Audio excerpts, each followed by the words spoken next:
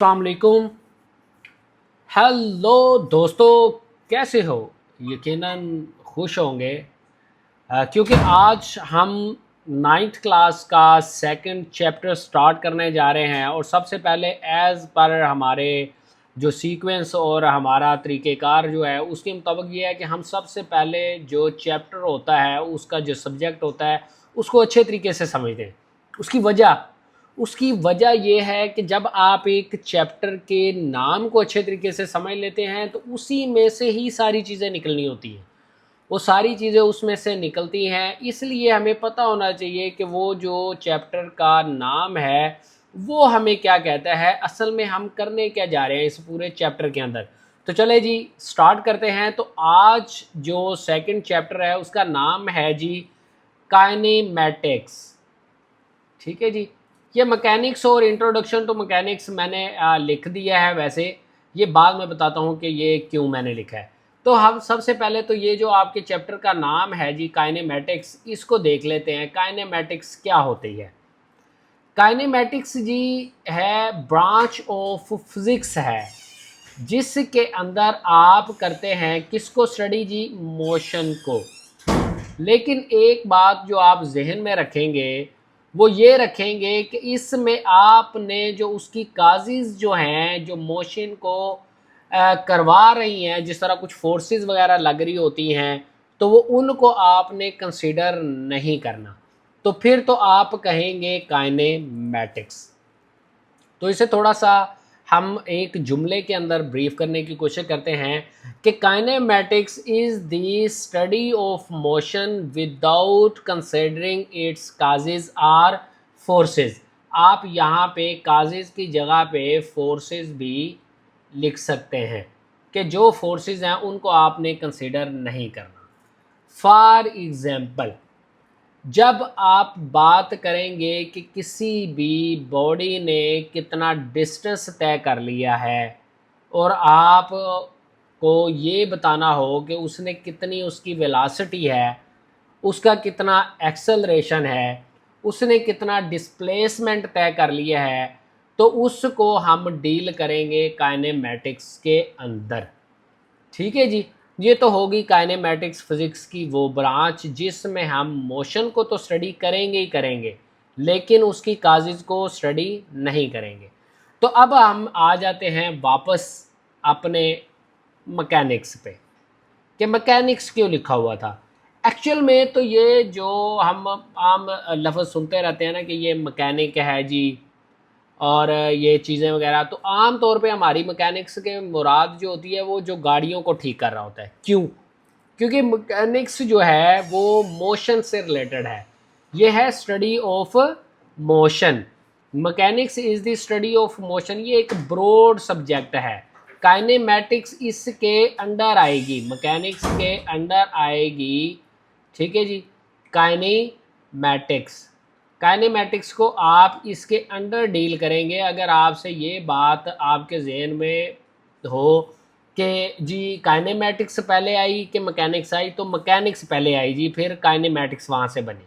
ठीक है जी। मैकेनिक्स की एक और भी ब्रांच है जिसको आप स्टडी करेंगे, वो इधर नहीं है लेकिन मैं बता देता हूँ आपको, वो है जी डायनामिक्स। ठीक है जी। जो हमने ये कहा ना कि यहाँ पे ये जी आपने काजिज़ और फोर्सेस को स्टडी नहीं करना, तो जब आप ये डायनेमिक्स की बात करेंगे ना जी, फिज़िक्स की ब्रांच, और फिज़िक्स के अंडर फिर मैकेनिक्स एक ब्रांच, और मैकेनिक्स की भी फिर अंडर डायनेमिक्स आएगी। उसके अंदर आप फोर्सेस को स्टडी करेंगे कि जी इस पर कौन सी फोर्स लग रही है। ठीक है जी। इसके ऊपर कोई पुश कर रहा है, इसे कोई इंजन की फोर्स लग रही है।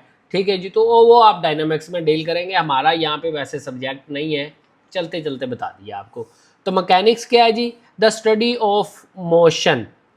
अब आप मोशन देख लें जी, मोशन है कहाँ का।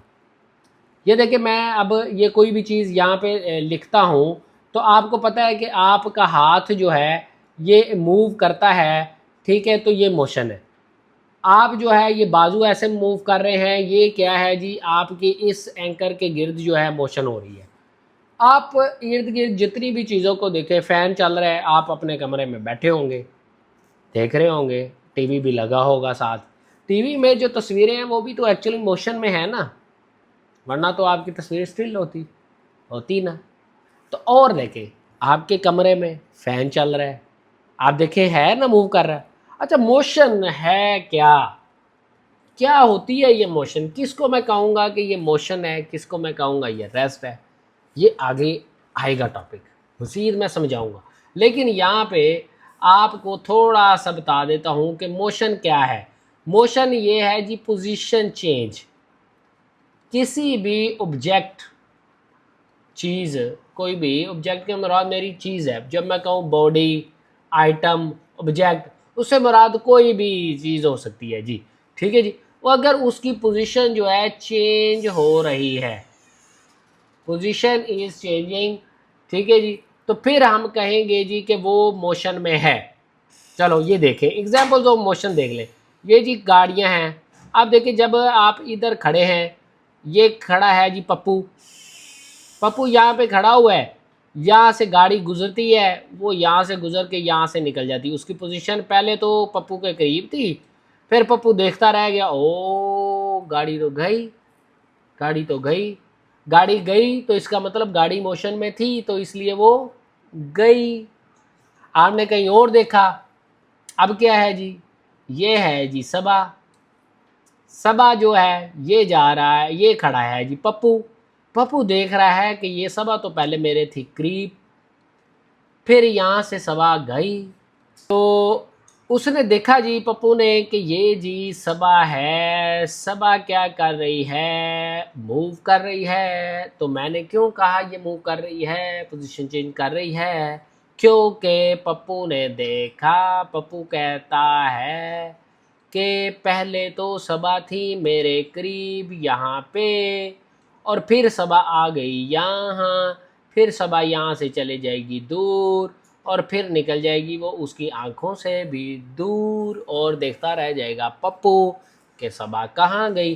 तो क्या हुआ जी कि सबा की पोजीशन चेंज हुई, इसलिए कहा पप्पू ने कि सबा तो मोशन में है। ठीक है जी। तो पीपल को हम देखते हैं जी, पीपल है मूविंग ऑन रोड्स, व्हीकल्स हम देखते हैं, लोग जा रहे हैं, कोई इधर जा रहा है, कोई इधर जा रहा है, गाड़ियां इधर जा रही हैं, उधर जा रही हैं, सारी शे मोशन में। अच्छा जी, चलो भाई निकलो ज़मीन से बाहर, शू आगे हम यहाँ, यहाँ देखा तो जी बाहर है सूरज, यहाँ हमारी ज़मीन भी है, फिर यूरेनस भी, वो जो है नेपच्यून भी है, प्लूटो भी है, ठीक है जी, अर्थ भी है। ये सारे के सारे प्लैनेट्स जो हैं, तो हमने देखा कि दिन होती है, रात होती है, ज़िंदगी यूं ही तमाम होती है।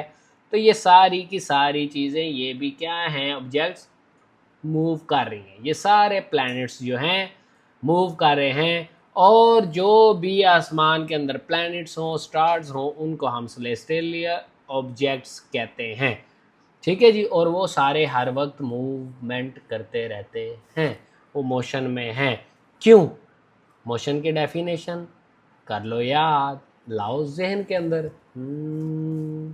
क्या थी? अच्छा, पोजीशन चेंज थी। पप्पू भूल गया, पप्पू भूल गया ना यार, पप्पू ये बात नहीं थी। अच्छा, पोजीशन चेंज, कि पोजीशन चेंज होगी तो वो कहेंगे हम मोशन में। ठीक है जी, वो मोशन में है। अब देख रहे हैं जी, जितनी भी दुनिया के अंदर चीज़ें हैं वो सारी की सारी वैसे तो मोशन में है जी, कोई चीज़ रेस्ट में नहीं है। आप कहेंगे सर मैं तो अपनी कुर्सी पे बैठा हुआ हूँ, तो मैं तो रेस्ट में हूँ। आगे जाके समझाऊंगा बेबी, आप भी रेस्ट में नहीं हो, मोशन में हो।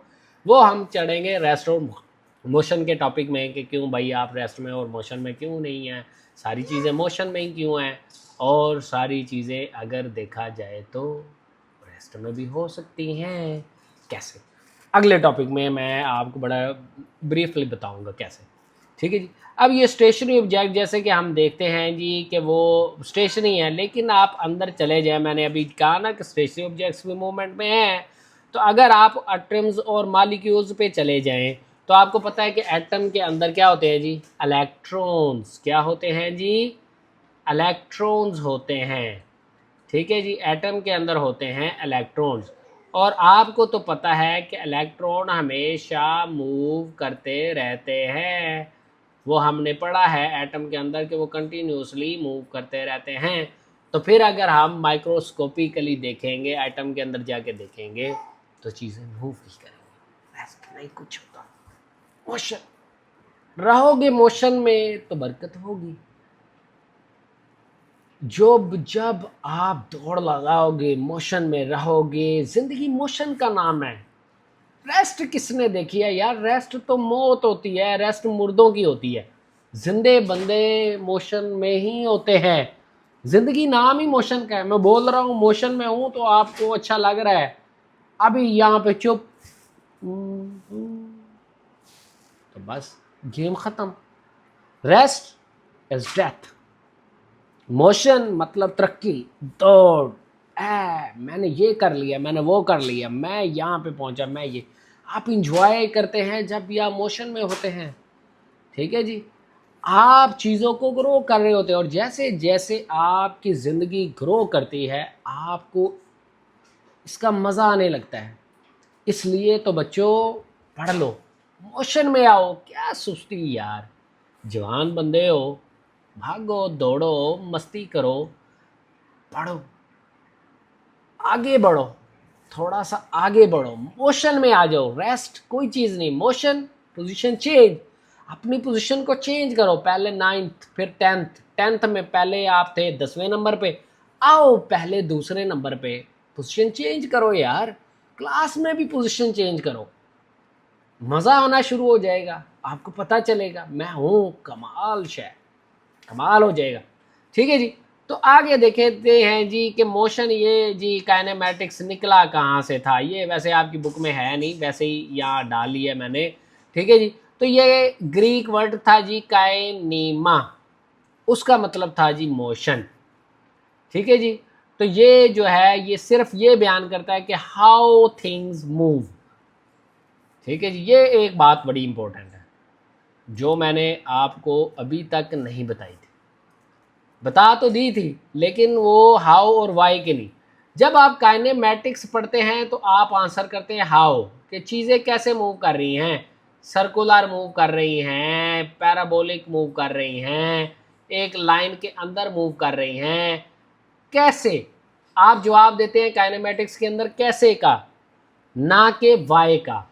जब आप वाई आ जाएगा तो फिर काइनेमैटिक्स नहीं रहेगी, फिर आपने वाई किधर लेके जाना है जी, वाई का आंसर कौन देगा।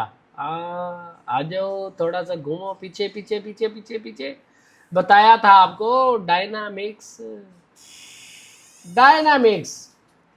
वाई का आंसर कि why the things objects are moving, अगर इसका जवाब ढूंढना हो तो फिर आप डायनामिक्स पढ़ेंगे, फिजिक्स की ब्रांच है, तो इसको आप पढ़ेंगे तो फिर आपको पता चलेगा कि चीज़ें मूव करती क्यों हैं, उनके पीछे फोर्सेस क्या हैं। तो मेरा ख्याल कहता है इसको समराइज करते हैं। काइनामेटिक्स, अब जी हम देखते हैं, मेन तो हमारा था जी काइनामेटिक्स। काइनामेटिक्स क्या है जी, वो फिजिक्स की ब्रांच जिसमें हम मोशन को स्टडी करते हैं। लेकिन मैकेनिक्स क्या है जी, वो सिर्फ सिंपल मोशन है, ठीक है जी। उसमें फोर्सेस भी आ जाएंगी, हाउ, और हाउ का भी आंसर आ जाएगा क्योंकि अंडर इसके ब्रांचेस बनेंगी काइनेमेटिक्स, डायनामिक्स, ठीक है जी। मिसालें आपके अनगिनत है, पंखा मूव कर रहा है, गाड़ियाँ चल रही हैं, सब भाग रही है और पप्पू देख रहा है,